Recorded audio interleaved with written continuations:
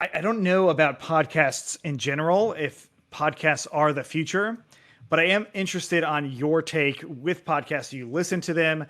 If you do, how often are you doing it? And which ones would you recommend? all the time. So I do a lot of Joe Rogan, but I think bigger or more often it's definitely audiobooks. I think they're kind of related to podcasts in a sense, but I sit all day. So I'm at my computer or standing at my flex desk here.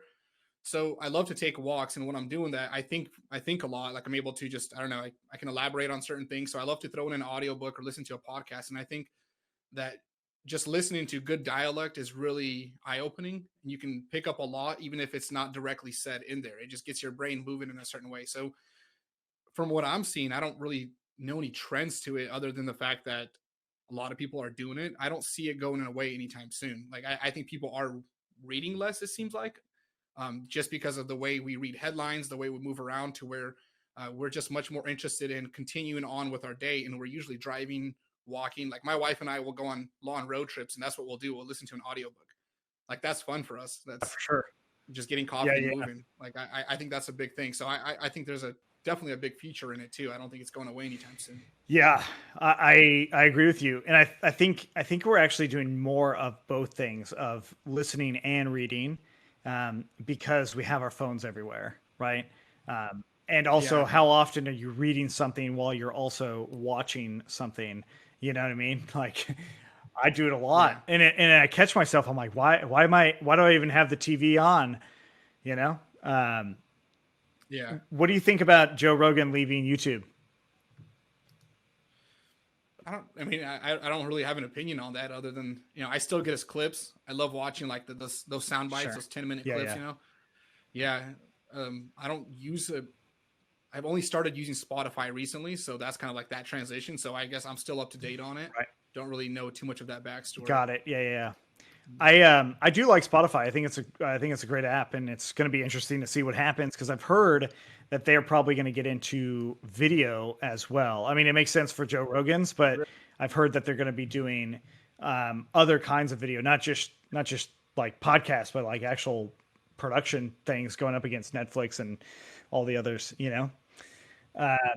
You think it'd be a competitor to YouTube by any chance or Yeah, that's a good question. I don't know. I think a lot of these bigger platforms are avoiding the user generated content for a long time because others have tried and failed miserably when they add user generated content to, let's call it premium content. So with Spotify, it's probably not that hard to get your music on there, but you still have to go through some sort of channel to do it. You can't just give them an RSS feed like you can with podcasts, and it just works, right? But of course they do have podcasts now too. So I don't know the process of getting a podcast on there yet. As of now, this is only going to live on YouTube. I'll probably put it somewhere else in the future. But to me, podcasting is an experiment that I want to see if it's worth continue to do. I think it yeah. might be because like it's going to give me this opportunity. Like you and I haven't spent this much time talking before.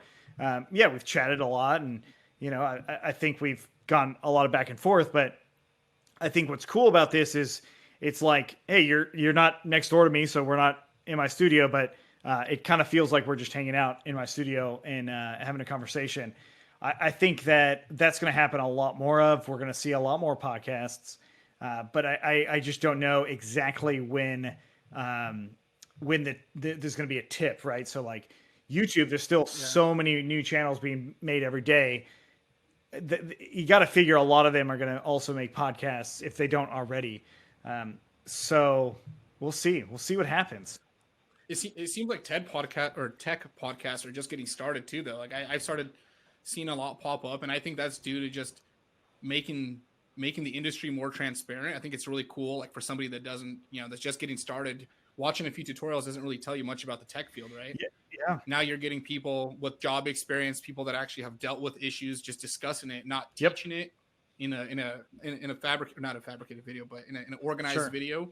Um, and yeah, you're just kind of getting that insight that you normally wouldn't get. Like you said, you're just a open dialogue as if we're hanging out, and I think it And teaches a also the lot. lack of polish, right? Well, clearly with this podcast, Yeah, the lack of polish, but I yeah, mean, and this is like, I don't have all these video or like these like graphics and all the stuff that a lot of podcasters do. That's what I meant by that, not anything else. But the thing that I like about it is that the polish happens with courses, right? So I do this myself. I'll do a couple takes, to make my video, whatever the video is. If I'm recording it, I'll do a couple takes and maybe that'll be really good. But unfortunately, that adds a layer of disingenuousness to it, right? Yeah. Whereas this live chat podcast doesn't. Like, there's no way for you to say, Justin, can you stop right now? I'm going to edit this out and let's pick back up. I could do that, but that's not the mission here. The mission is to do these live broadcast Q&A to see exactly how we are and how we would actually have this conversation. And that's like my goal. That's why I think you being on Riverside with me and hopefully not watching the live chat thread too. No, that'll throw me off. I mean, it's thrown me off a little bit, but two, I look at it just to make sure there's no like drop in audio quality or video or whatever, just to make sure that we're on point there.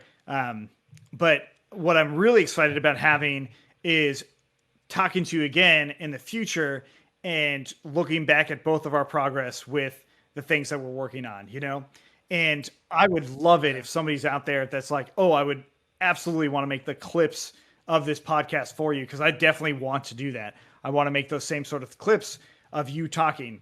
The other cool part about this Riverside that I'm using is I'm actually going to get your audio or video and audio feed as an individual feed.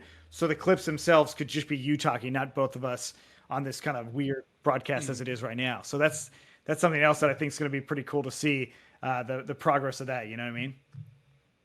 Yeah, definitely. I'm actually surprisingly, I've actually picked up with it pretty well. I don't know.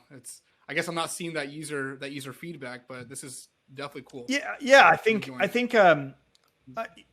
so the other part is I did have some questions I wanted to talk to you about, but like I really wanted this to be, I'm getting to know you. I'm doing this for selfish reasons in many ways, right? Like I want to know these things myself. I'm not just trying to be like, oh, let me get that person on because they're crushing it right now and I want to get some of that. You know what I mean? It's like you've been hitting me up for a while, and if I can help you in some way, that's great. But really, I'm just trying to figure out what is it that you're doing well and the things that you're working on that I can learn from, I actually want to hear your feedback on that specifically, what you think you're doing well.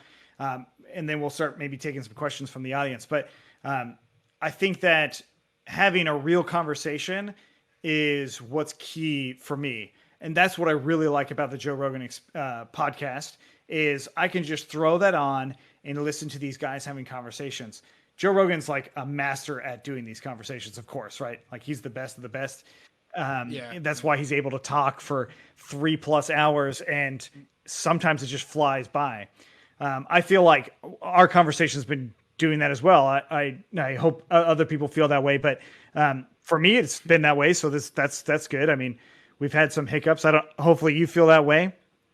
I did see Lex Friedman on another podcast recently where he pulled out his phone and he said, I'm going to monitor the time because if I look down in like an hour and it felt like 10 minutes, then I know this is a good podcast. If I look down and it looks like it's only been 10 minutes and it feels like it's been an hour, then I know it's a bad podcast. So hopefully for you, for me, it feels like it hasn't been that long. So, no, I've definitely enjoyed it. Good.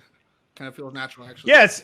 Hopefully it's something you do more of. I think a lot of people want to hear your opinions, the way you see the world and all that. But so